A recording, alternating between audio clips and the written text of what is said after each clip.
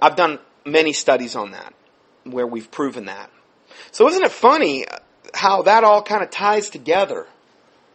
Well, we'll see what happens. I want to at least give you a heads up of what might be coming down the road. I can't be dogmatic saying this is exactly how it's going to go down. But I'm telling you, the way that I'm looking at things, there's a high probability it might be the exact way it goes down.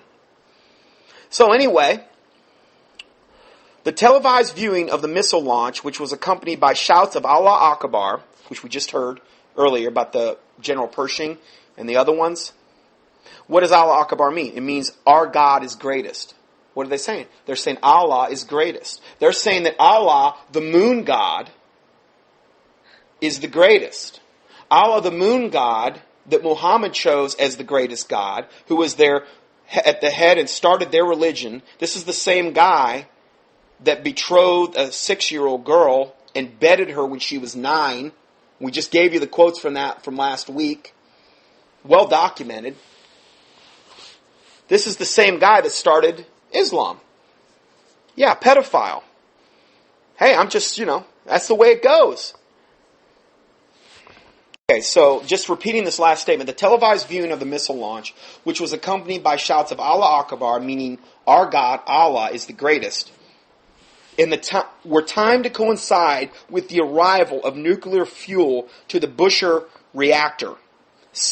And this also sent an unmistakable message.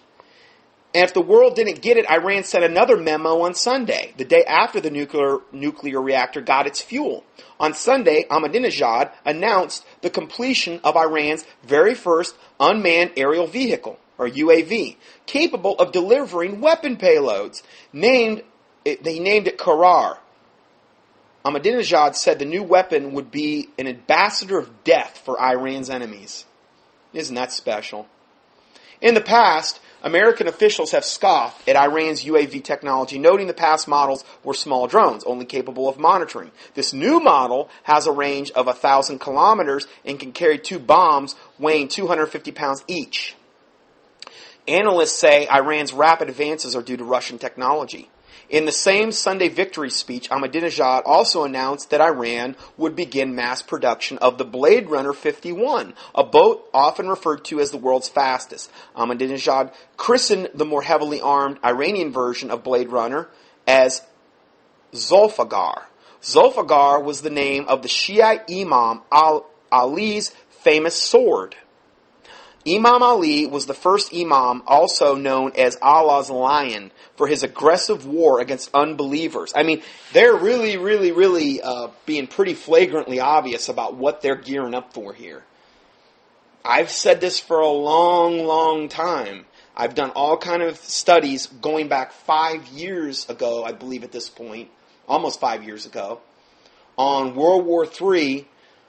And most likely the linchpin is going to be some type of conflict between Israel and Iran. And it seems to be still the case, just as it was back then when we first started talking about this. So earlier in June, Iran announced that it would no longer accept UN-approved cargo inspections on Iran-bound ships. From now on, Iran would use its own burgeoning navy to retaliate by searching foreign vessels of offending nations. So with Iran growing stronger and more radicalized, who's going to stop it from speeding the return of Mahdi? Well, remember, the Lord Jesus Christ is in control. But this is from a secular standpoint we're talking here. It may be the United States. It said it may not be the United States. In other words, the one to stop this. Remember the famous 2007 National Intelligence Report released by the U.S. government claiming that Iran actually gave up its nuclear weapons program back in 2003. The report also claimed that Iran was a rational actor, not motivated by religion, and that it could be coerced into giving up its civilian nuclear program by conventional means, such as economic sanctions and political pressure. Most Americans prefer to live in a fantasy world like the one portrayed in this report. A fantasy world is one in which someone tells you he's going to do everything he can to wipe you off the face of the map, but you don't believe them. A fantasy world is one in which a country labels you as the great Satan, which is what they've labeled America, but at the same time they want to form a partnership with you. A fantasy world is one in which a country with the world's third largest oil and natural gas resources builds a nuclear power station because it needs more electricity.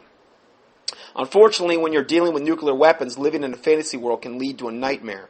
Iran has sent a clear message to the world. We're going nuclear and there's nothing you can do about it. And even if you try, we will actually welcome that because you are going to do us a favor. Long live the 12th Imam and hasten his return. I'm telling you, I've been saying this for a long time. Ahmadinejad wants this. He doesn't care if every man, woman, child is killed in Iran, as long as the Imam comes. And he believes he's going to be the instrument to make that happen.